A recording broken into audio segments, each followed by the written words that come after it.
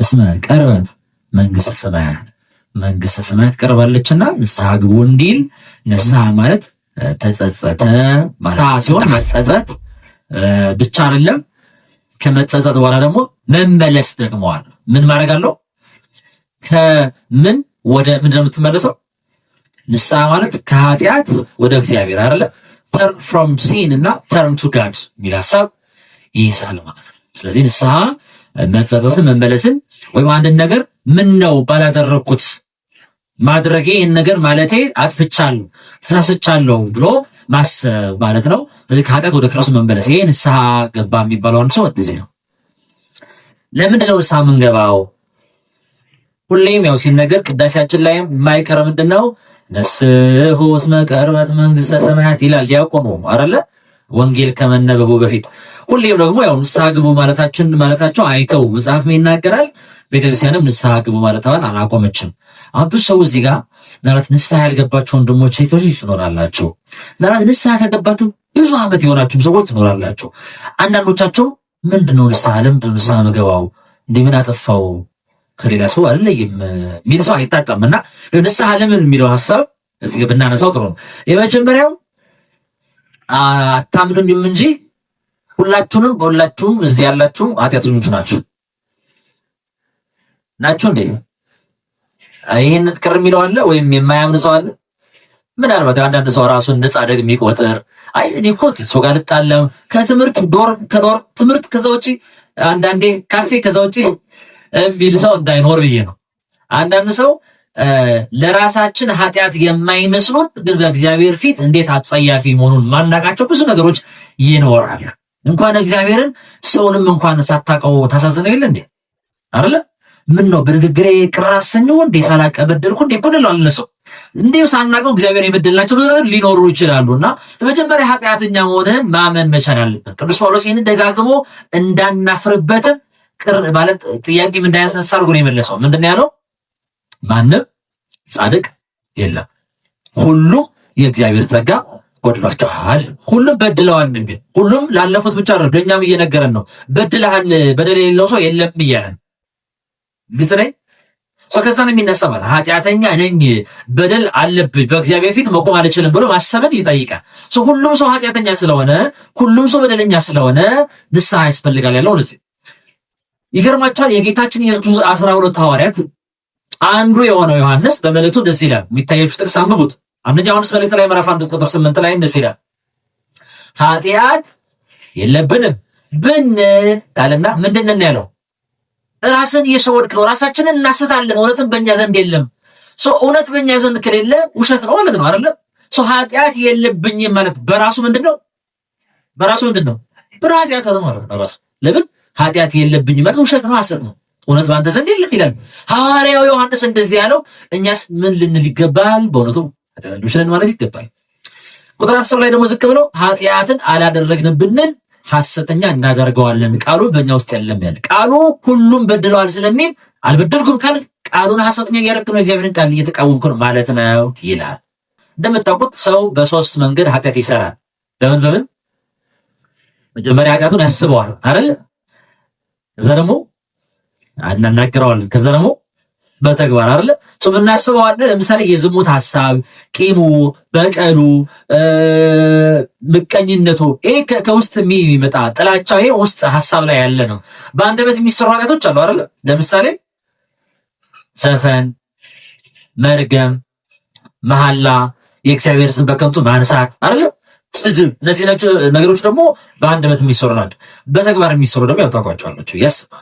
እነዚህ ነገሮች ምን አለ ቅዱስ ያዕቆብ በአንደበት የሚሰራውን ኃጢአት ሲናገር አንደበት እሳት ነው የሚልበት ምዕራፍ ላይ ምዕራፍ 3 ቁጥር 2 ላይ ሁላችን በብዙ ነገር እንሰነካከላለን ይላል። ሁላችን ብሎ ራሱንም ይጠቀልላል አይደል? ያዕቆብ ራሱንም አካቶ እኔና እናንተ ሁላችን በብዙ ነገር ነው የምንወድቀው እንሰነካከለው። በቃል የማይሰናከል ማንም ቢኖር በአንደበቱ ኃጢአት የማይሰራ ማለት ነው። እርሱ ስጋ ሁሉ ሊገታ የሚችል ፍጹም ሰው ነው። ስለዚህ ከሁሉም ነገር እጅህን መግታት ቢቻል፣ እግርህን መግታት ቢቻል፣ ዓይንህን መግታት ቢቻል ከኃጢአት መከልከል ከባድ የሚሆነው ምን መከልከል ነው? አንደበትን መከልከል ነው ይላል ያዕቆብ። ስለዚህ ሁላችን ኃጢአተኞች ነን። የመጀመሪያው መልካም ሁላችን ኃጢአተኞች ስለሆነ ንስሐ ያስፈልገናል ማለት ነው። ስለዚህ ከኛ መካከል ንስሐ የማይገባ ወይም ንስሐ ለመግባት እቅድ የሌለው ወይም ንስሐ አልገባም የሚል ሰው ቢኖር እሱ ምን አይነት ሰው ነው? ኃጢአት የለኝም የሚል ሰው። እንዲህ ማለቱ ግን በራሱ ምንድን ነው ደግሞ የሚገርመው ኃጢአት የለብኝ ብትልም ይሄ ራሱ ኃጢአት ነው ማለት ነው። ሁለተኛው የኃጢአት ደሞዝ ሞት ስለሆነ ነው። የኃጢአት ደሞዝ የኃጢአት ቅጣቱ ደሞዝ ሞት ነው። ለእያንዳንዱ ለምንናገራት አንደበታችን ለሚያወጣው ክፉ ቃል ሁሉ በህሊናችን ለምናስባቸው ክፉ ሐሳባት እኩያት ኃጣው ሁሉ ለእያንዳንዱ ኃጢአት ቅጣቱ ምን እንደሆነ ታውቃላችሁ? ሞት። ከዚህ የሚላችሁ በላይ የመጀመሪያ ኃጢአት የሰራው ሰው ማን ነበረ? አዳም። በገነት ውስጥ እያለ እግዚአብሔር አንዲት ትእዛዝ ሰጥቶት ነበር አይደለ? ምንድን ያለ? እችን እጽ እንዳትበላ፣ ከበላ ግን በበላህበት ቀን ምን ትሆናለህ? ሞትን ትሞታለህ ያለ። የመጀመሪያ ኃጢአት ቢሰራ አዳም ምን እንዲሆን ነው እግዚአብሔር የፈረደበት? እንዲሞት ነው። ለምን? የኃጢአት ፍዳው ደሞዙ ሞት ስለሆነ። በብሉይ ኪዳን ነገር ታውቃላችሁ? በብሉይ ኪዳን ዘመን አባቱንና እናቱን ወይም አባቱን ወይም እናቱን የሰደበ ሰው ፍርዱ በድንጋይ ናዳ ተጨፍልቆ ተቀጥቅጦ እንዲሞት ነበር ፍርዱ። ማንን የሰደበ? ኃጢአት ፍርዱ ሞት ስለሆነ ማለት ነው። መልካም ሮሜ ምዕራፍ 6 ቁጥር 23 ላይ እንደዚህ ይላል፣ የኃጢአት ደሞዝ ሞት ነውና አለና የእግዚአብሔር የጸጋ ስጦታ ግን በክርስቶስ ኢየሱስ በጌታችን የዘላለም ሕይወት ነው ይላል። ኃጢአት ብንሰራ የኃጢአት ዋጋ ሞት ነው። በክርስቶስ ኢየሱስ ግን ምንድነው የተሰጠን? ለኛ የጸጋ ስጦታው ምንድነው? የዘላለም ሕይወት ነው የተሰጠን። ስለዚህ ከኃጢአት ምን ይሻላል እያለ ነው? ክርስቶስ ይሻላል የዘላለም ሕይወት የሚሰጥ የሚል ሐሳብ ነው። ኤፌሶን ላይ ደግሞ ምዕራፍ 2 ቁጥር 1 ላይ በበደላችሁና በኃጢአታችሁ ሙታን ነበራችሁ ይላል። ሰው ሞት የሚባለው ምን ሲሰራ ነው? ይገርማችኋል። በመጽሐፍ ቅዱስ ቋንቋ በክርስትናችን ሐሳብ በእግዚአብሔር ንግግር ቃል መሰረት አንድ ሰው ሞተ የሚባለው መቼ ነው? ኃጢአት ሲሰራ ነው እንጂ መኪና ገጭቶት ጅብ በልቶት የሆነ ነገር ሆኖ የሞተ ሰው ለኛ ነው እንጂ የሞተው ለእግዚአብሔር ሞት አይባል። ለዛ ነው እኛ ሞቶ ሙሰ ለጻድቃን ምንድነው የጻድቃን ሞታቸው እረፍታቸው ሕይወታቸው ነው ብለን አይደል ብናሰው? አይገርማችሁም? ለምሳሌ ከእናንተ መካከል ቤተሰቦቻችሁ የሞተ ቤተሰብ ካላችሁ እና የሞተበት ሙታበት ለምሳሌ ዛሬ ምንድነው ቀን የካቲት 24 የአባታችን አቡነ ተክለ ሃይማኖት በረከት ሁላችን ጋር አይሆን። ግን የካቲት 24 የዛሬ ዓመት የምትወደው ሰው በሞት አጣህ እንበል። ዛሬ የካቲት 24 እሱን እያሰብ በምን መልኩ ነው የምታስታውሰው? በደስታ ሐዘን መልሱልን እንጂ። ይገርማችኋል። የሚቀጥለው ሚያዝያ 23 ለምሳሌ የምን ክብረ በዓል እናስታውሰው? የጊዮርጊስ ዕረፍቱ አይደለ? ሚያዝያ 3 የጊዮርጊስ ዕረፍቱ ግን ከበሮ እየመታን እልል እያለን እናከብረዋለን። ምናልባት ሰው ሊገርመው ይችላል። ጊዮርጊስ የሞተበት ዓመት አይደለ እንደ ይላል። አዎ ታዲያ ምን ያዘልልሃል? ምን ያስነሳል ይላል ይችላል። የሚያስነስተኝማ የጊዮርጊስ ሞቱ ዕረፍቱ ነው። የጊዮርጊስ ሞቱ ሕይወቱ ነው። ጊዮርጊስ ሲሞት ነው 7 አክሊላትን የተሸለመው ሲሞት ነው አርግነት ነው የገባው። ለኛ ሞታችን ዕረፍታችን ነው። ለዚህ ነው ቅዱስ ጳውሎስ ምን አለ? ልሂድ ከክርስቶስ ጋር ልኖር እናፍቃለሁ አለ። ከዛ እንዴ ለምን እንደምትሄደው እንዴ ልትሞት ነው እንዴ ሲሉት ሞት ለኔ ጥቅም ነው አለ። ደግሞ ጭራሽ እንዴት ነው ሞት ጥቅም የሚሆነው? እኛ እኮ እንዳንሞት አይደል የምንሰጋው አይደል እንዴ? ታዲያ ምንድን የተጋነው የተለያዩ ምንድነው ሐሳቡ? በእግዚአብሔር ዘንድ ሞት የሚባለው ከዚህ ወደ ሰማይ መሸጋገር አይደለም። እሱማ ይልቁን ወደ እግዚአብሔር እየቀረብኩ ነው የመጣው። ሞት ይልቁን እስከ እግዚአብሔር መለየት ነው። እሱም ኃጢአት። አዳም እኮ ሞተ የተባለው በህይወት እኮ ነበር፣ እየተንቀሳቀሰ እኮ ነበር። ዕፀ በለስ ከበላ በኋላ ሞተ የተባለው ከእግዚአብሔር ጋር ያለው ሪሌሽንሺፕ ሲቋረጥ መሆን ይባላል? ሞተ ይባል። ይህችን ምሳሌ ነግራችሁ ነበር አይደል? ከዚህ በፊት ዮሐንስ አፈወርቅ የተናገረው ንግግር ነበር። ዮሐንስ አፈወርቅ ምን አለ? በእድሜህ ውስጥ ንስሐ ሳትገባ ስጋው ደግሞ ሳትቀበል እንዲሁ ንስሐ ሳትገባ የኖርክበት ዘመን እድሜህ ውስጥ አትቁጠረው ይላል። እድሜ ውስጥ አትቁጠረው። አሁን እድሜያችሁ ስንት ነው? 30 ልትል ነበር፣ አሁን ቀንስ። 24 ልትል ነበር፣ አሁን ቀንሽ። አሁን ስንት ይሆናል? ዜሮ ነው። እኛ ምን አውቀ ነው? ከእግዚአብሔር ጋር ኖረናል። ሲጀመር ምን ማሰብ አለብህ ማለት ነው። ምናልባት እስከ 7 ዓመታችን በንጽህና እግዚአብሔር ሊኖርበት ስለሆነ ሊኖር ይችላል ማለት ነው። ስለዚህ በንስሐ የተመላለስንበት ዘመን ነው በእግዚአብሔር ፊት የሚቆጠሩ። ስለዚህ የኃጢአት ደሞዝ ሞት ነውና፣ እሺ ታዲያ ለምንድን ነው በኃጢአታችን እንዳንሞት ምን ማድረግ አለብን እያለ ነው? አቤት ንስሐ መግባት አለብን ማለት ነው። ንስሐ መግባት አለብን። ሶስተኛው ለምንድን ነው ንስሐ ብንገባው የሚለው በንስሐ ከኃጢአት ከሞት ወደ ምን ስለምንሸጋገር ነው? ወደ ህይወት ስለምንመለስ። ንስሐ ወደ መዳን፣ ወደ ህይወት፣ ወደ እረፍት የምትወስድ መንገድ ስለሆነች ንስሐ መግባታችን ለሚያርፍ እረፍትን ለሚናፍቅ ሰው እጅግ ያስፈልጋል። ጌታችን ኢየሱስ ምንድን ያለው? እናንተ ሸክማችሁ የከበደ ብሎ ሸክም እንደከበደ ነገረ። መጀመሪያ ሸክም የከበደ ነው። መጀመሪያ ይህን ማመን አለብን። እናንተ ሸክማችሁ የከበደ አለና ወደ ማን ነው? ወደ እኔ ኑ፣ እኔም ምን ያደርጋችኋል? ወደ እኔ ኑ ማለት እኮ ይህ በንስሐ እኮ አይደል? ወደ ጌታ መመለስ እኮ በንስሐ እኮ ነው። ስትመለስ ወደ ጌታ ማረፍ ይመጣል ማለት እረፍት ከክርስቶስ ዘንድ።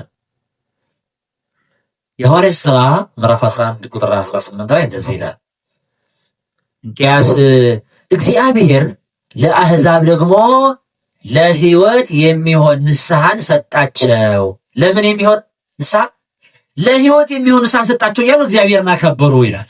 ንስሐ ለሕይወት ነው የሚሆነው። ስለዚህ ለሕይወት የሚሆን ንስሐ እግዚአብሔር ሲሰጠን ወደ ሕይወት እንድንመለስ ነው። ለምን ኃጢአት የማይሰራ ሰው የለም። ኃጢአት ስንሰራ እንሞታለን። በሞት ውስጥ እንዳንኖር ወደ ሕይወት ነው ይላል። ንስሐ ከሞት ወደ ሕይወት መሸጋገሪያ መንገዳችን ነው። ሁለተኛ ቆሮንቶስ ምዕራፍ 7 ቁጥር 10 ላይ ደግሞ እንደዚህ ይላል፣ እንደ እግዚአብሔር ፈቃድ የሆነ ማለት እግዚአብሔር የወደደው ማለት እንደ እግዚአብሔር ፈቃድ የሆነ ሐዘን ጸጸት የሌለበት አንደካ። ይሄ እግዚአብሔር የወደደው ሐዘን የሚባለው ተመልከቱ።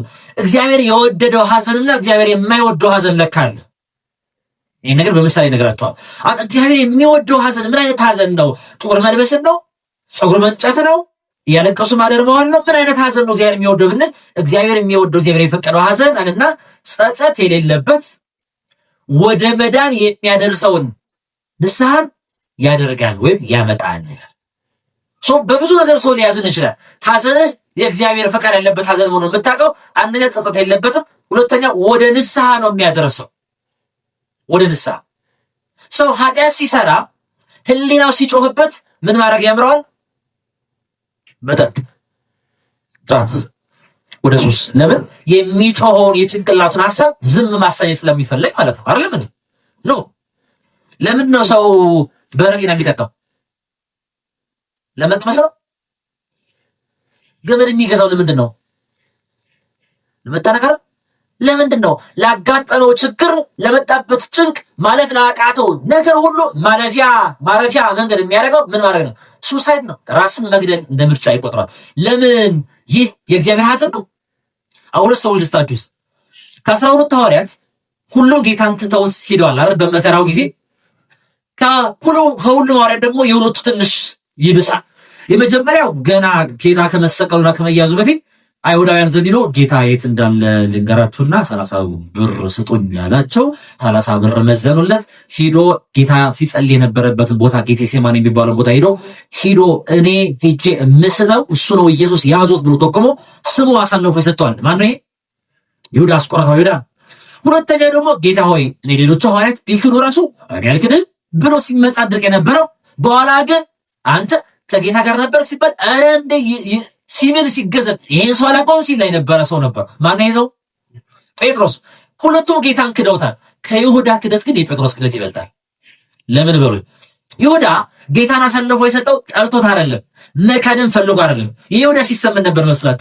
ብዙ ጊዜ አይሁዳውያን ጌታን ለመግደል ቤተ መቅደስ ላይ ምኩራብ ላይ ሊገድሉት ይፈልጉ ነበር። አንዳንዴ በድንጋይ ሊወግሩት ሊጨፈልቁት፣ አንዳንዴ ወደ ገደል አፋፍ ላይ ሊጥሉት ይፈልጉ ነበር።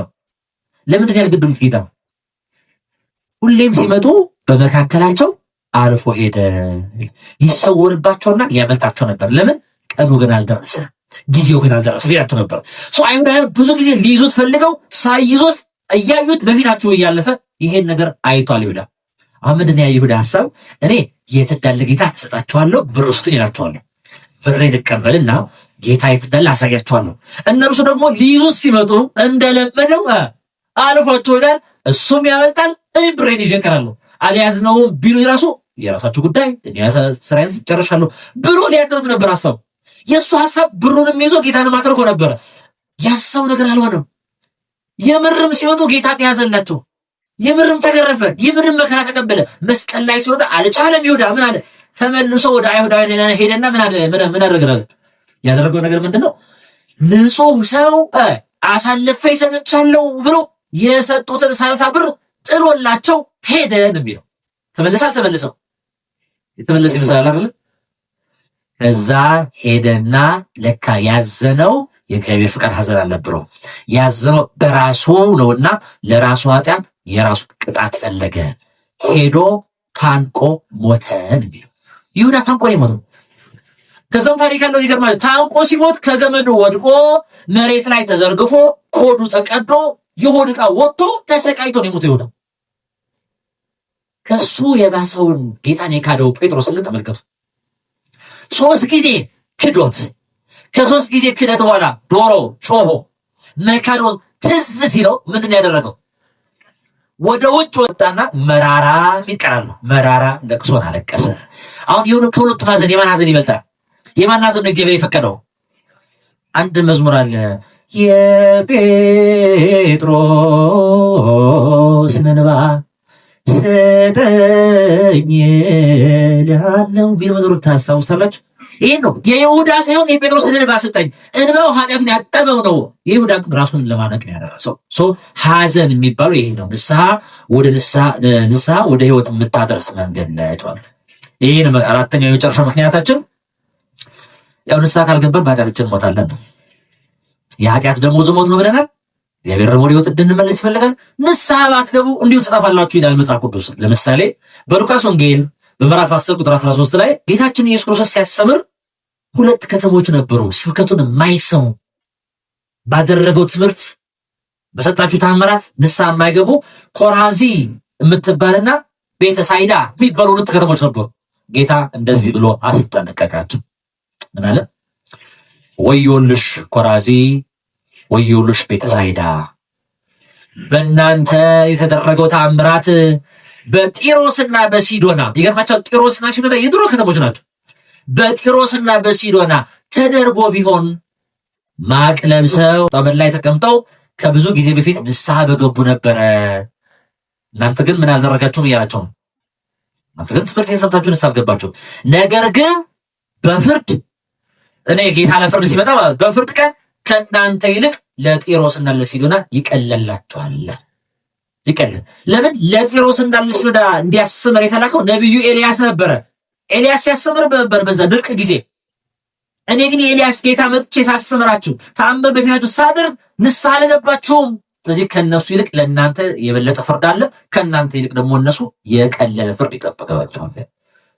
ፍርድ ይመጣል ንስሐ ለመግባት እያለ ሉቃስ ወንጌል 13:3 ደግሞ ጌታችን ኢየሱስ ሲያስተምር እውነት እላችኋለሁ ነገር ግን ንስሐ ባትገቡ ሁላችሁም እንደዚሁ ምን ትሆናላችሁ?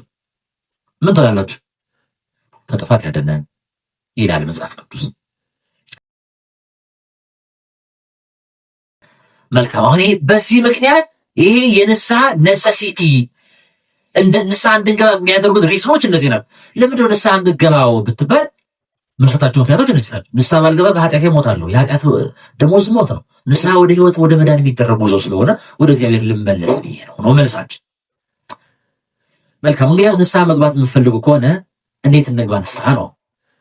ንስሐ እንዴት ምን ማለት ነው? ንስሐ መግባት የት ነው የምንገባው የሚል ሀሳብ የንስሐ ደረጃዎች የሚል ሀሳብ ልስጣችሁ።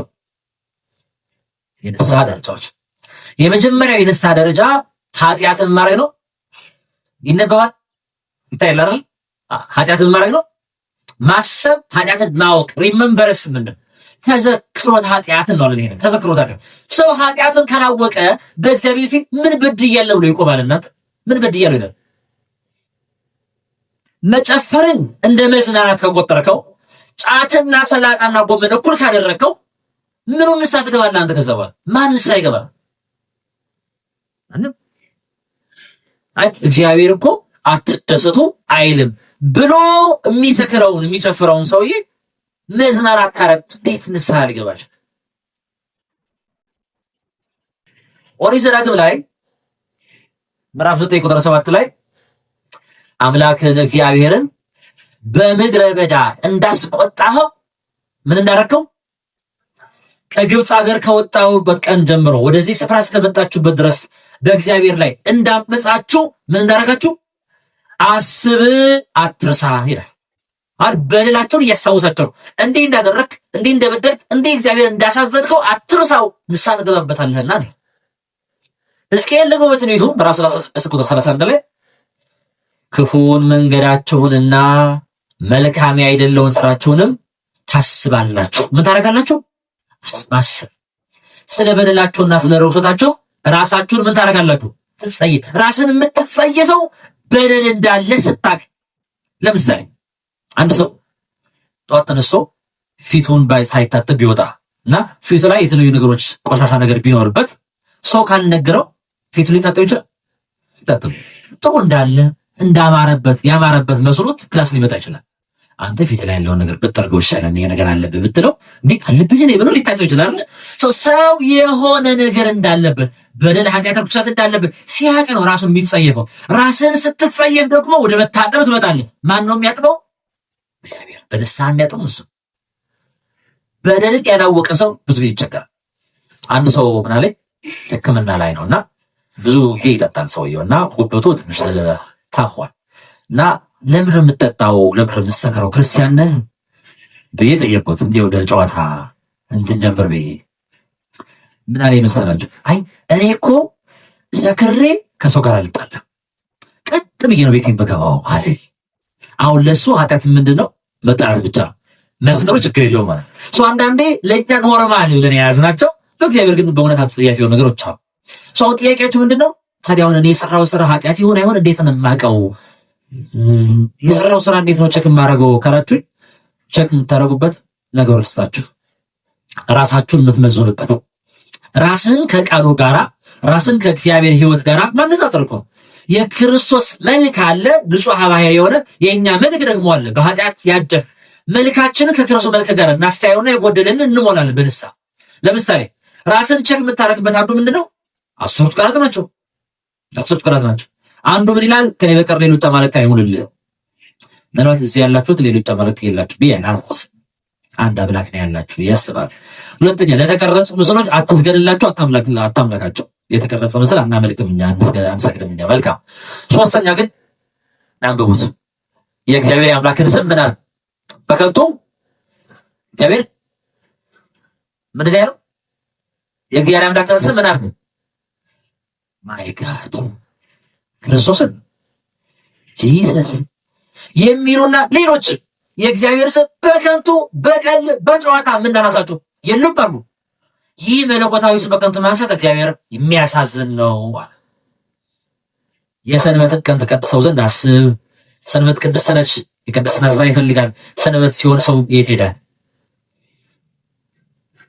አባትና እናትን አክብር፣ አትግደል፣ አታመንዝር፣ አትስረቅ፣ በባልንጀራ ላይ በሐሰት አትመስክር፣ ከባልንጀራ ገንዘብ ሁሉ ማናችሁንም ምን አታርግ አትመኝ ይላል። እነዚህ ነገሮች ራስን ሲቼክ አድርገህ ራይት ከ10 ስንት እናገኛለን? ከ10 ስንት ታገኛለህ? ለራስ ይቸጋል። 10 ጨርስ 6 ሕግጋት ወንጌልን ትገባ። ማቴዎስ ወንጌል 5:21 ላይ ያሉት ላንብብላችሁ። አንደኛ ምን ይላል? ይሄ ከብድ ይላል የወንጌል ሕግ ስለሆነ በወንድሙ ላይ የሚቆጣ ሁሉ ፍርድ ይገባዋል፣ ወንድሙንም ጨርቃም ድሃ የሚለው ሁሉ የሾንግ ፍርድ ይገባዋል። ደንቆሮ፣ ደድብ፣ መሃይም፣ የማይገባው ደነዝ ይቅር በሉ ይለቃላት በእውነት የሚለው ሁሉ ደግሞ ወንድሙን እንዲህ ብሎ የሚሳደብ ደግሞ ምን ይላል? የገሃነመ እሳት ፍርድ። እንዲህ ብሎ ያልተሳደብ ሰው አለ? ራስን እየመዘንኩ አይደል? የገሃነመ ፍርድ ይገባዋል። ሁለተኛ ወደ ሴት ያየ ሁሉ የተመኛትም ያን ጊዜ በልቡ ከእርሷ ጋር አመንዝሯል። ላንቺ ሲሆን ደግሞ ወንድ አይታ በልባ ብትመኝ ምን አደረገች? አመነዘረች። አሁን ያላመነዘረ ሰው አለ?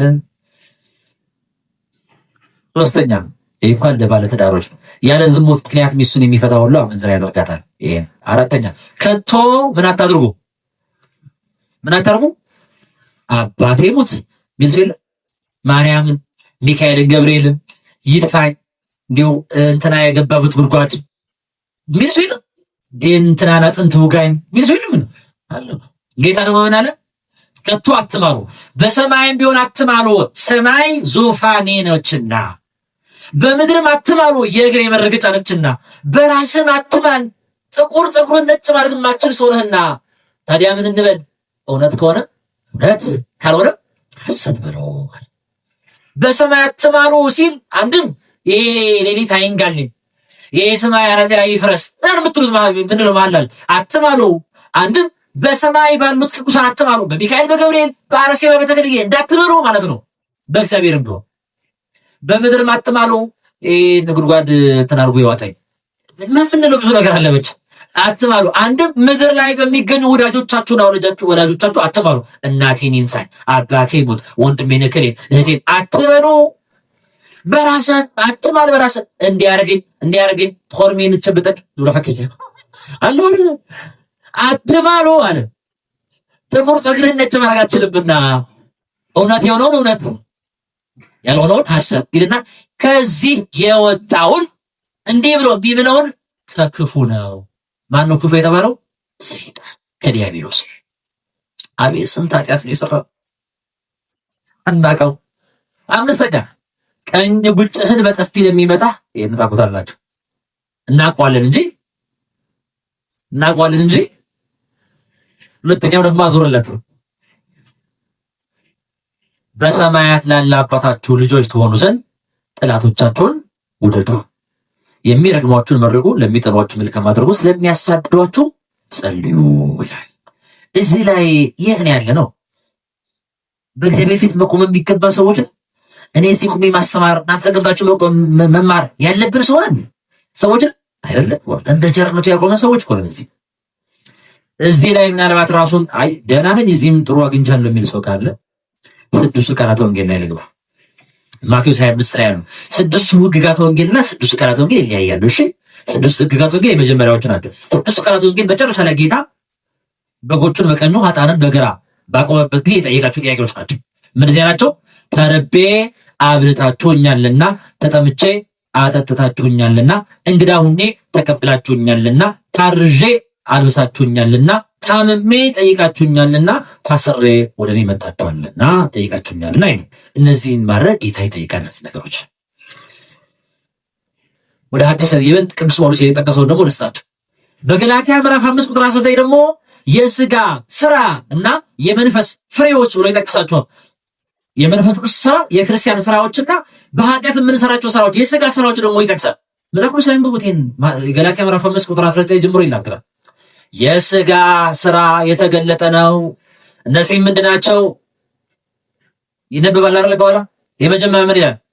ዝሙት፣ ርኩሰት፣ መዳራት፣ ጣዖትን ማምለክ፣ ሟርት፣ ጥል የሚጣላስ ጥል፣ ክርክር፣ ቅናት፣ የሚቀና ሰው፣ የሚቆጣ ሰው ቁጣ፣ አስረኛ አድመኝነት፣ መለያየት፣ በሀገር በዘር በጾታ በምንም ቢሆን ልዩነት የሚፈጠር ሰው፣ መናፍቅነት፣ ምቀኝነት፣ መግደል፣ ስካር፣ ዘፋኝነት ይላ ይህን የሚመስለው ነው ወዘተ ማለት ነው። ጠቅሶ አልጨርስም ጳውሎስ።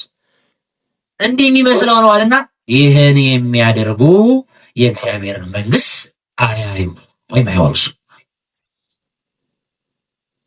የመንፈስ ፍሬዎች ብሎ ደግሞ ጨምሮ ይጠቅስልኝ። የመንፈስ ፍሬ የሚባሉት ፍቅር ነው፣ ደስታ ነው በጌታ፣ ሰላም ነው በእግዚአብሔር፣ ትዕግስትን ማድረግ ነው፣ ቸርነትን ማድረግ ነው፣ በጎነትን መሆን ነው፣ እምነት ማመን ነው እግዚአብሔርን፣ የዋሃት መሆንና ራስን መግዛት ናቸው ብሎ ይጠቅሳል። በዚህ መንጽር ሰው ራሱን ማየት፣ ሰው ራሱን መፈተሽ፣ ኃጢአቱን ማሰብ አለበት። ተዘክሮተ ኃጢአት እንለዋለን። የመጀመሪያው የንስሐ ደረጃ ግልጽ ነኝ። የመጀመሪያው ደረጃ ይሄ ነው፣ ሪመምበር ሲሆን፣ ሁለተኛ ኃጢአታችን ካስታወሰ ምናልባትም መጽሐፍ ሊጠበቅብን ይችላል። ወንድሞች ሴቶች እያስታወስ መጽሐፍ ሰይጣን ክፉ ነው፣ ኃጢአትን ያስረሳል።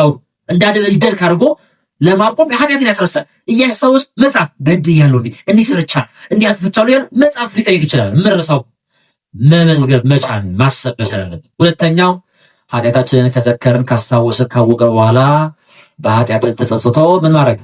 ይቅርታ መጠየቅ ነው። ማንን? ንስሐ አባታችን ነው እግዚአብሔር። የበደልነውን አምላክ በእርሱ ፊት ቁመን ማረኝ ይቅር በለኝ ብሎ ማልቀስ ይጠበቃል። ዳዊት እንደዚህ ያለ በመዝሙር 32 ላይ ቁጥር 5 ኃጢአቴን ላንተ አስታወቅኩ በደሌንም አልሸፈንኩም፣ ለእግዚአብሔር መተላለፌን እነግራለሁ፣ አንተም የልቤን ኃጢአት ተውክልኝ ይላል። የልቡን ኃጢአት የተወለት መቼ ነው? ሲያስታውቅ ሳይሸፍን ሲቀርና ኃጢአቱ ሲናገር ለእግዚአብሔር በእግዚአብሔር ፊት ቆሞ በድያለሁ ብሎ ማልቀስ እግዚአብሔር ዘንድ ምሕረትን ያሰጣል። መዝሙር 51 የምታውቁት ጥቅስ ነው። እንደ ቸርነት ብለን የምንዘምረው መዝሙር አለ አይደል?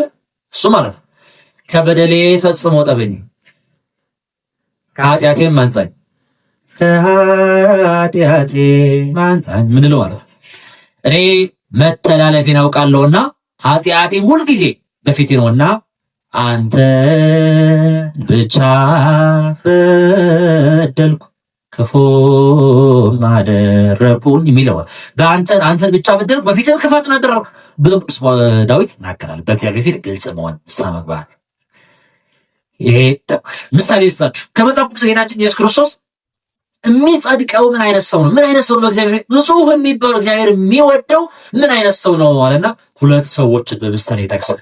ሉቃስ 18 ላይ ከቁጥር 10 ጀምሮ የሚገርም ታሪክ አለ። ያው ስዕሉም የታሪኩ ገላጭ ነው። ሁለት ሰዎች ሲጸልዩ ወደ መቅደስ ወጡ። አንዱ ፈሪሳዊ፣ ሁለተኛው ምንድነው? ቀራጭ። ፈሪሳዊ የሚባለው በአይሁዳውያን በጣም ትልቅ ስልጣን ያለው ሀብታም የሆነ በትምህርትም የላቀ እውቀት ያለ ሊቅ የሚባል በጣም የተከበረና የተወደደ ሰው ነው ፈሪሳዊ። ቀራጭ የሚባለው ብር የሚወስድ ሙስና የሚቀበል የሰዎችን ብር የሚበዘብዝ ሰዎች የሚጠሉት ከዛ ደግሞ ከእስራኤላውያን ጋር ሳይሆን ከጠላቶቻቸው ከሮማውያን ጋር የሚሰራ ስለሆነ ባንዳ ተብሎ የሚታወቅ ሰው ቀራጭ ማለት ነው። አንዱ ቀራጭ ሰው ሁሉ የሚጠላው የሚጸየፈው ኃጢአተኛና ፈሪሳዊ የሚባለው መንፈሳዊ ተብሎ የሚታወቁ ወደ ቤተ መቅደስ ገቡ። ፈሪሳዊው ቆሞ በልቡ ይህንን ሲጸልይ አላው ጸሎቱን ስሙታው። እግዚአብሔር ሆይ እንደ ሌላ ሰው ሁሉ ቀማኛና አመፀኞች፣ አመንዝሮች ወይም እንደዚህ ቀራጭ ስላልሆንኩኝ አመሰግናለሁ። አሁን ይህ ጸሎት ነው? ክስ ነው? ሪፖርት ነው? ምንም አይታወቅም። እንደነገሌ ስላላደረክኝ እንደዚህም ስላላደረክኝ ተመስገን ሙሉ ምስጋና ነው፣ ግን ምጽድቅ አለበት፣ ኬት አለበት። ቀጠለ ሪፖርት ይሰጣል ሰውዬ።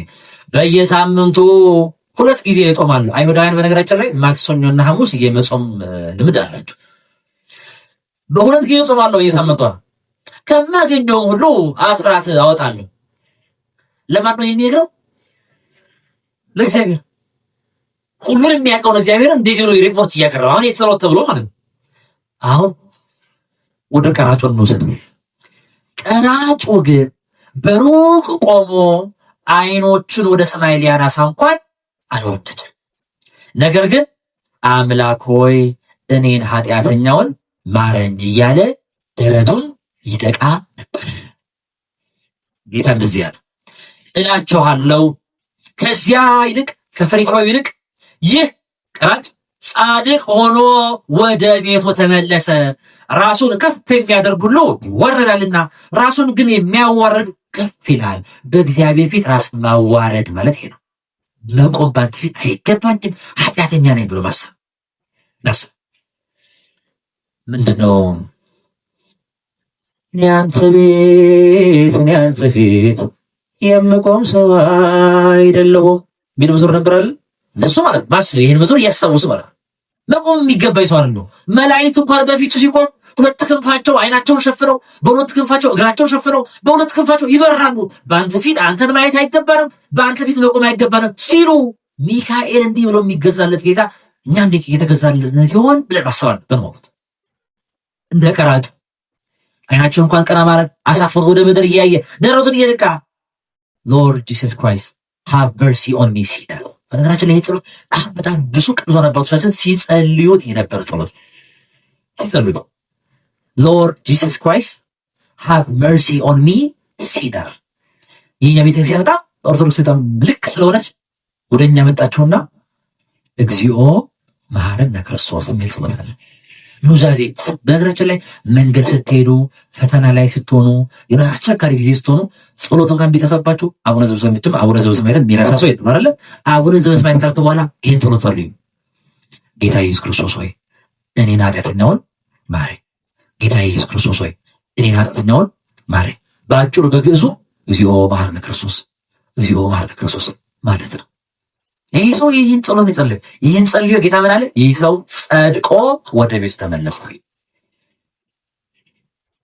ለዚህ ሁለተኛ ምንድን ነው? በእግዚአብሔር ፊት ምን መሆን? ማዋረድ ራስህን። የት ነው ይህን ስናደርግ የት ነው ንስሐ የምንገባው ሲል ሰው ሳውን ቤቱን ዘግቶ ዶርሙን ዘግቶ ወይ ቤተክርስቲያን ገብቶ ወይ ገዳም ላይ ሰው በማይገኝበት እርሱና እግዚአብሔር ብቻ ነው ንግግራቸው። ብቻውን ለእግዚአብሔር ያለቅሳል። ማረኝ ይቅር በለኝ ይላል። ይህ ሁለተኛው። ንስሐ ግን እዚህ አያበቃም። ብዙ ጊዜ ከኦርቶዶክስ ውጭ ያሉ ምናፍቃን ወንድሞቻችን ንስሐቸው እዚህ ነው የሚቆሙ። ይሄኛ ግን እዚህ አይቆሙም፣ መጽሐፍ ቅዱስ ስለሚነግረን። ሶስተኛ ለካህን ምን ማድረግ አለብን? ሶስተኛ ኑዛዜ ነው። አሁን ለካህናት የምንናገረው ንስሐ ሳይሆን የሚባለው ምንድን ነው የሚባለው? ኑዛዜ ነው የሚባለው። ኮንፌሽን ይባላል። ኮንፌስ ማለት የደበከውን የሰራውን አውጥተህ መናገር ነው። ለካህን መጽሐፈ ምሳሌ ምዕራፍ 28 ቁጥር 13 ላይ እንደዚህ ይላል። ጠቢቡ ሰሎሞን ሲነግረን ኃጢአቱን የሚሰውር አይለማም፣ ልማት የለውም፣ የሚናዘዝባትና የሚተዋት ግን ምሕረትን ያገኛል ይላል። ምን የሚያደርጋት? መጀመሪያ የሚናዘዛት የሚተዋት ኑዛዜ። ኦሪት ዘሌዋውያን ላይ ምዕራፍ 5 ቁጥር 5 ላይ እንደዚህ የሚል ቃል አለ። ከነዚህ ነገሮች በአንዲቱ በደለኛ ሲሆን የሰራውን ኃጢአት ምን ያደርጋል? ሰው ይናዘዛል። ከዛ በኋላ መስዋዕትን ያቀርባል ይላል። መጽሐፈ ኢያሱ የመጨረሻውን ጥቅስ ላስምርበት። መጽሐፈ ኢያሱ ምዕራፍ 7 ቁጥር 19 ላይ እንደዚህ ይላል። ከሙሴ በኋላ እስራኤላውያንን እየመራ ከነዓንን ያስገባቸው ማን ነው? የሙሴ ደቀ መዝሙር የነበረው ነቢዩ ኢያሱ ነው። ኢያሱ በሚመራበት ዘመን አንድ ሰው ከህዝቡ መካከል ትልቅ ኃጢአት ይሰራና እግዚአብሔር ተቆጣ። ኢያሱን ተገለጠለትና ኢያሱ ከህዝብ መካከል ኃጢአት ያደረገ ሰው አለ፣ ህዝቡን እንዳላጠፋ ያንን ሰው አውጣው። ኢያሱ ነገራቸው። ማን ነው ኃጢአት የሰራው? እግዚአብሔር እንዳያጠፋን ተው፣ ኃጢአታችሁን ተናገሯል። ከዛ ሰው መጣ፣ አካን የሚባለው ሰውዬ እኔ ነኝ አለ። ከዛ ኢያሱ እንደዚያ ነው።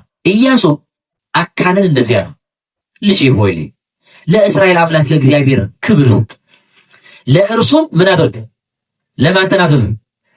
ለእርሱ ለማን ነው? ለእግዚአብሔር ለእርሱ ተናዘዝ አለና ያደረከውንም ንገረኝ አትሸሽገኛለሁ ይላል። ለማን ነው ተናዘዝ ያለው? መጀመሪያ ለእግዚአብሔር መናዘዝ ማለት ለማን መናገር ማለት ነው? ለኢያሱ አይደል? ግልጽ ነኝ። ለእግዚአብሔር ተናዘዝ አለውና ከዛ ግን ለማን ደግሞ ነገረኛል? ለኔ። ለኢያሱ መንገር ለእግዚአብሔር መናዘዝ ነው። ለዛ ነው ለካህናት መናገር ለእግዚአብሔር መናዘዝ ነው ብለን የምናምነው ከዚህ የተነሳ ነው። ግልጽ ነው። ካልሆነ ከሐዲስ ጋር መጥቅስ ክርስቶስ ማቴዎስ ወንጌል ምዕራፍ 3 ላይ ጌታችን ሲመጣ አስቀድሞ ሲያስተምርና ሲያጠምቅ የነበረው ማን ነው? ሐዋርያው ዮሐንስ መጥምቅ ነው አይደል?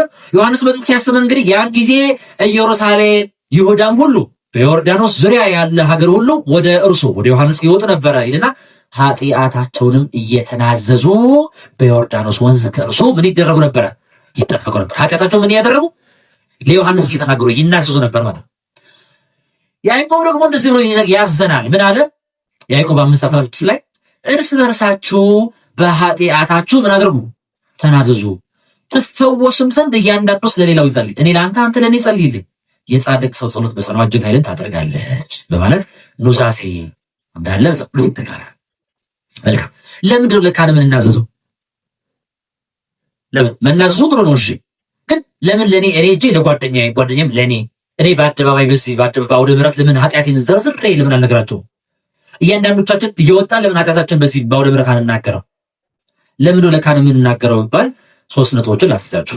የመጀመሪያው ለካህናት መናገር ለማን መናገር ስለሆነ ለእግዚአብሔር። ኢያሱ ይነገርና አይደል? ይሄ ነገር ለአካል ምን ያለው? ለእግዚአብሔር ተናዘዝ። ለማን ነገረው? ለኔ ነገረው ስላለ ስለ ካህን መናገር ለእግዚአብሔር መናገር ለእግዚአብሔር መናዘዝ ማለት ስለሆነ የመጀመሪያው ነጥብ ይሄ። ስለዚህ ለምንድን ነው እንዴ ሰው አይደል? ካህን ቄስ ሙኮክ ሰው ነው ትላለህ። አዎ ሰው ነው፣ ግን የእግዚአብሔር ወኪል ነው። ካህን ነው። ለእርሱ መንገር ማለት ለእግዚአብሔር መናገር ማለት። ኢያሱ እኮ ሰው ነበር መጀመሪያው፣ ግን ለኔ ነገረኝና ለእግዚአብሔር ተናዘዝ አለ። ሁለተኛው እንድንናዘዝ መጽሐፍ ቅዱስ ስላዘዘን ነው። ኑዛዜ እንድናዘዝ ኃጢአታችን አውጥተን እንድንናገር እግዚአብሔር ቃል ይናገራል።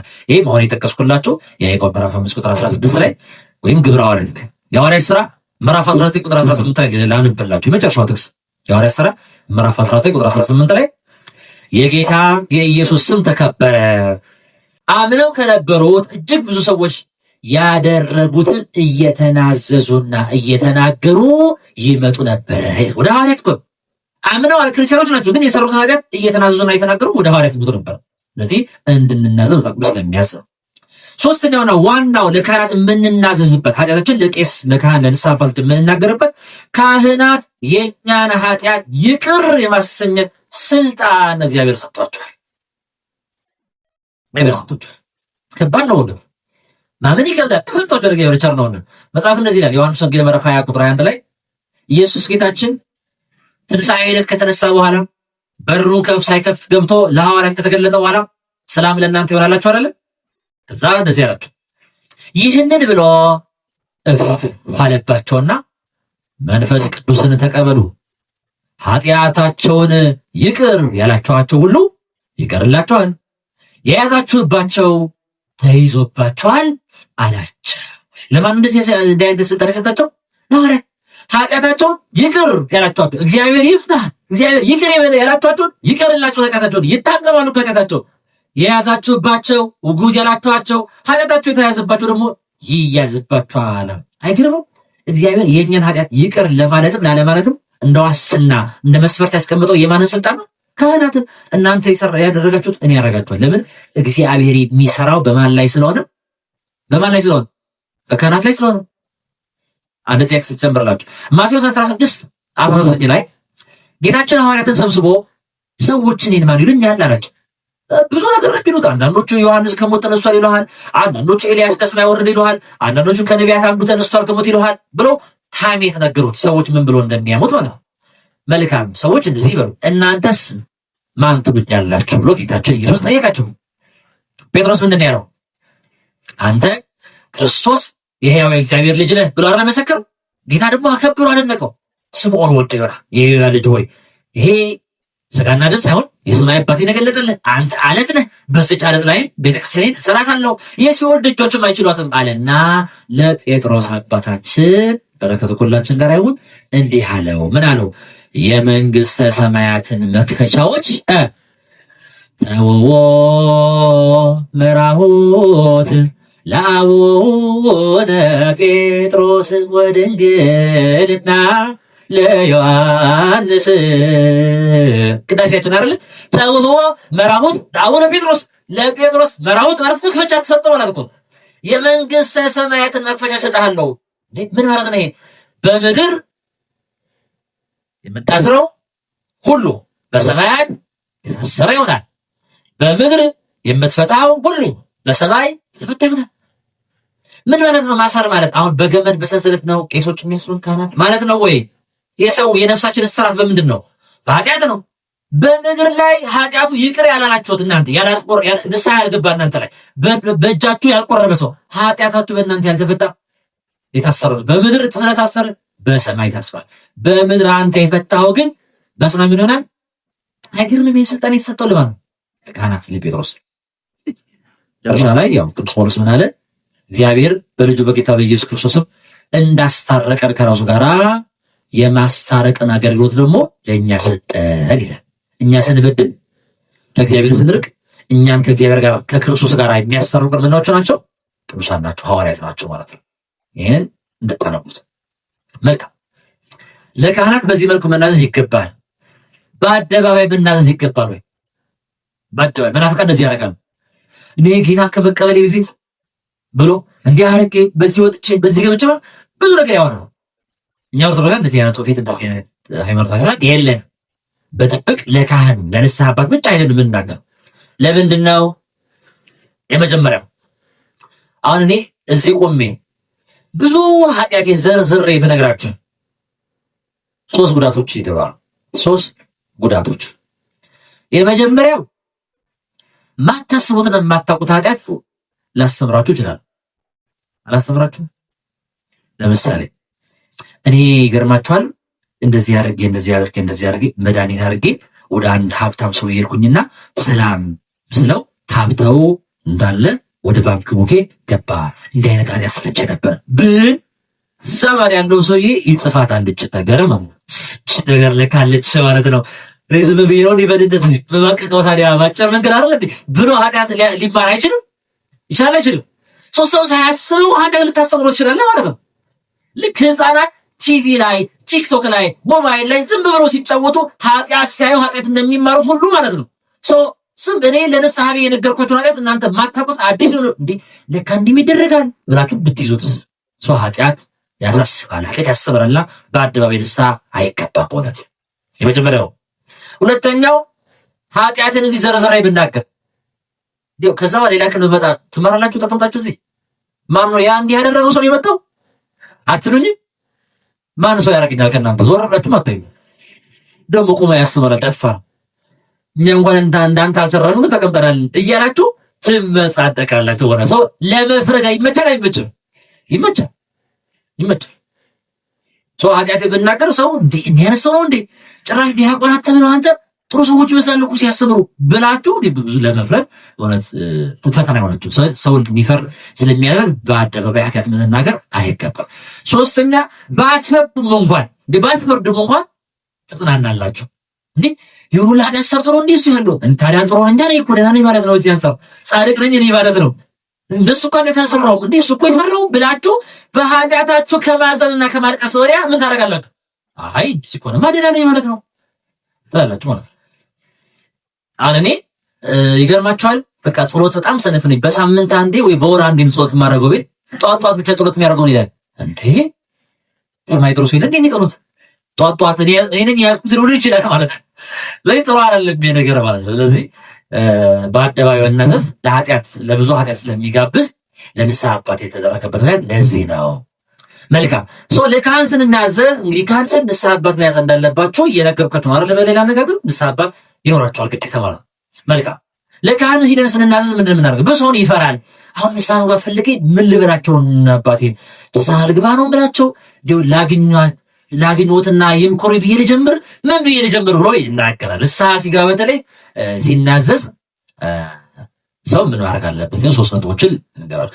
የመጀመሪያው ንስሐ እየገባን ነው አይደል? ንስሐ ኃጢአታችን እያስታወስን በእግዚአብሔር ፊት ይቅርታን እየለመንን ስለሆነ እንዲያውም በተቻለ መጠን ጸጥታ ቦታ ላይ አይደል ህሊናን በማይረብሽ መልኩ ቤተክርስቲያን ላይ ሲሆን ወይ ለብቻ ክፍል ላይ ቢሆን የተመረጠና የተቻለ ኃጢአትን ማሰብ አለብን እንጂ እዛ ላይ ያሉትን ድምጾች ህሊናችንን እየረበሹት መሆን የለበትም። ሰው ዲፕ ንስሐ ሐዘን ላይ መግባት ስላለበት ያን ሞመንት ማለት ነው። ሁለተኛ ንስሐ ስንገባ ለካህኑ እየነገርነው ነው እንጂ በማን ፊት ነው ኃጢአታችን እየተናዘዝን ያለ ነው? በእግዚአብሔር ፊት። በእግዚአብሔር መቆማችን ማሰብ ጌታ አንተን ሊቀበል እጁን ዘርግቶ አንተ ንስሐ እየገባ እየታጠብክ መሆኑን ማወቅ መቻል አለብን። ስለዚህ ለካህን መናገር ያስፈራል የሚል ሰው ለእግዚአብሔር ነው እየነገርከው ነው፣ ለካህኑ አይደለም ማለት ነው። ለካህኑ አይደለም። ሁለተኛ ሶስተኛ ኃጢአት ሲነገር ታሪኩን የኃጢአቱን ዝርዝር አይነገርም። ኃጢአት ልክ መጽሐፉ 10 ቃላት ላይ እንደሚነገረን 6 ቃላት ላይ እንደሚነገረን በኃጢአትና በርዕስ ተደርጎ ጠቅለል ተደርጎ ይነገራል። ለምሳሌ አባቴ በእግዚአብሔር ፊት በድያለሁ፣ ሰርቄያለሁ፣ ወይም ብዙ ጊዜ ሰርቄያለሁ፣ ብዙ ጊዜ በዝሙት ወድቄያለሁ፣ ወይ ዝሙት ሰርቼ ረክሻለሁ፣ እንዲህ አድርገን ልቤ ቂም ይይዛል፣ እቀየማለሁ፣ እጣላለሁ፣ የሰው የጓደኛ ባልንጀራዬን እመኛለሁ፣ ኃጢአትን ሰርቻለሁ ብሎ ነው የሚነገረው እንጂ ዝሙት ሰርቻለሁ ብሎ ከአንዲት ልጅ ጋር ተቀጣጥረ ብሎ አይጀምርም። ይከረበሉኝ አይነገርም ማለት ነው። ለመሳቅ ሌሊት 9 ሰዓት አጀምርም እንደዚህ ብለማ አንድ አባት ምን ሲል ነበር የሰማሁት? ኃጢአትን እንደዚህ ዘረዝረና ሰይጣን ንስሐ እየገባህ ቢሆን በአንተ ተስፋ አይቆርጥምና ህሊና ውስጥ ይገባና ከአንዲት ልጅ ጋር አብረህ ስትጀምር ያቺ ልጅ እኮ አመልጣለች እኮ አንተ ብሎ ህሊና ይፈትናል። አንተ መጻጸትህን ትተህ አሪፍ ሳይሆን ነበር እንኳን ይበል አስቡት። እንግዲህ ለንስሐ መጥተህ ኃጢአትን በኃጢአት ተደስቶ ነው ሊል ይችላል ማለት አሬ ይገባል አይገባም? አሁን መጣደቅ አለብን ማለት አሁን ሰይጣን አይረፍም አይደል? እንኳን ይሄንን ብለህ አንዳንዴ ራሱ ልትንሳ ልከው ሄደ ጠፍቶብህ አይተምሳ ምን ነበር እንዴ የሆነ ነገር እኮ ሰርቻለሁ ምን ትረሳዋል። ከሄድክ በኋላ ከንስሐ ከተለያየ በኋላ ትዝ ይላል። ደውለህ ደግሞ ትጠራለህ ማለት ነው፣ ወይ ሌላ ጊዜ ትጠራለህ። ሌላ ጊዜ ትረሳዋል። ሰይጣን ክፉ ነው ማለት በኃጢአታችን እንዳናዝን ነው የሚያደርገው። እንድትኮራ ነው የሚያደርገው ኃጢአት። ለዚህ ምክንያት ለካህናት እነዚህ መንገዶችን ብንከተል ጥሩ ነው። የመጀመሪያው የንስሐ ደረጃ ምንድን ነው ያለው? ኃጢአትን ማስታወስ ማሰብ፣ ተዘክሮት ኃጢአት ሪመምበረስ። ሁለተኛው ለኃጢአት ምን ማድረግ? ይቅርታን መጠየቅ አይደለ? ይቅርታን መጠየቅ ሪፐንት ማድረግ መጸጸት። ሶስተኛው መናዘዝ ለካህን። አራተኛው ምንድነው? መመለስና ስርየትን ማግኘት ነው። መመለስና ስርየትን ማግኘት። ነብዩ ኢሳይያስ በ55ኛው ምዕራፉ ክፉ ሰው መንገዱን በደለኛም ሐሳቡን ይተው፣ ወደ እግዚአብሔር ምን ያድርግ? ይመለስ፣ እርሱም ምን ያደርገዋል? ይምረዋል። ስንመለስ ይምረናል። ይቅርታውን ብዙ ነውና ወደ አምላካችን ይመለስ። ዮሐንስን በመልእክቱ ይህንን ሲያረጋግጥልን ምናልባት ከእናንተ መካከል ኃጢአት ሰርቻለሁ ንስሐ መግባት እፈልጋለሁ፣ ግን እኔ የሰራሁት ኃጢአት እኮ በእውነት እግዚአብሔር ይቅር አይለኝም እኮ ብዙ ኃጢአት እኮ ነው የሰራሁት የሚል ሰው በእናንተ መካከል ቢኖር ግን ዮሐንስ እንደዚህ ይላል ምዕራፍ 1 ቁጥር 8 ላይ የልጁ የኢየሱስ ክርስቶስ ደም ከኃጢአት ሁሉ የሚለውን አስምሩልን። ከኃጢአት ብቻ አይደለም፣ ከኃጢአት ሁሉ ያነጻል። ጌታችን ኢየሱስ ደም የማያነጻው ኃጢአት የማያጥበው በደል የለም። እጠበኝ ቆሽሻለሁ፣ አምላኬ በድያለሁ እያሉ ማለት ነው። የማያጥበው ኃጢአት ይቅር የማይለው በደል የለም። እግዚአብሔር እንኳን የኛ የሰይጣንንም ሰይጣንና ይቅር ሊል ይችላል። ንስሐ አይገባም እንጂ ቢገባ ግን ይቅር ሊለው ይችላል። የሰይጣንን ሰይጣንና እንኳን እግዚአብሔር ይቅር ለማለት የሰይጣንንም የኛንም ኃጢአት ብትሰበስቡት በእውነት በውቅያኖስ መካከል ጠብ እንደሚል መርዝ ቁጠሩት። ውቅያኖስ ላይ ጠብ የሚል መርዝ ምን ያመጣል? ውቅያኖስ ላይ እንደዛው ነው። እግዚአብሔር የትዕግስት ባህር የምህረት ተራራ ነው እግዚአብሔር አምላካችን። ስለዚህ መመለስ ተመለሰን ወደ ምን መምጣት? ወደ ሲደብ ወደሚያጠበው አይደለ? ወደሚያጠበው ደም መምጣት። ደሙ የት ነው ያለው? ቅዱስ ቁርባን ስጋው ደሙ። ስለዚህ በቀኖና ይሰጠናል። በቀኖና ወደ ስጋው ደግሞ መቅረብ ነው። ቀኖና ምንድን ነው የሚለው ትንሽ ነጥብ ልንገራችሁ። ብዙ ጊዜ ቀኖና ማለት የኃጢአታችን ምንድን ነው የሚመስለን? ቅጣት አይደል ነው እንዴ? ግን መጽሐፍ ምንድን ነው የሚለው? የኃጢአት ደሞዝ ዋጋው ምንድን ነው? ሞት ነው። አሁን 41 ስግደት ተብለህ 41 ስግደት ኃጢአት ተሰረየ ማለት ነው። እስከ 9 ሰዓት ጾም ኃጢአት ይቅር ሊባል? የኃጢአት ደሞዝ ሞት ነው። ጌታችን ስለኛ የሞተው ስለ ኃጢአታችን ነው። ሞት ነበር ፍርዳችን፣ ስግደት አይደለም። ጾምማ ቀላል ነው እንዴ? በጾም የሚዳል ቢሆን ነቢያት ጾመው ጸልየው ይበዳኑ ነበር። ጌታችን እስኪመጣ ግን ድነት አልተነገረም።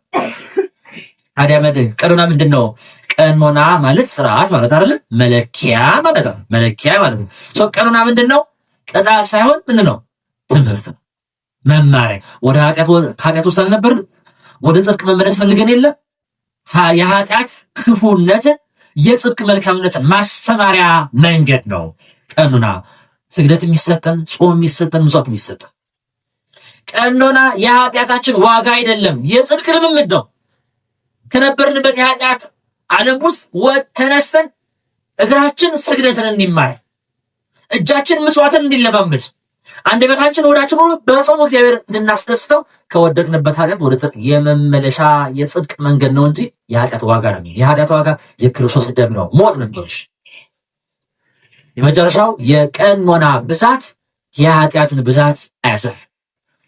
የኃጢአትን ብዛት አያሳይም። ምናልባት ይችን በምሳሌ ለማስረዳት ያክል አሁን ሁለት ሰዎች ወደ ንስሐ አባት ሄደው ንስሐ ቢገቡና ንስሐ አባታቸው ደግሞ ለአንዱ 41 ስግደት ለአንዱ 4000 ስግደት ቢሰጡ 41 ስግደት የተባለው ሰውዬ ምንድን ነው የሚያስበው?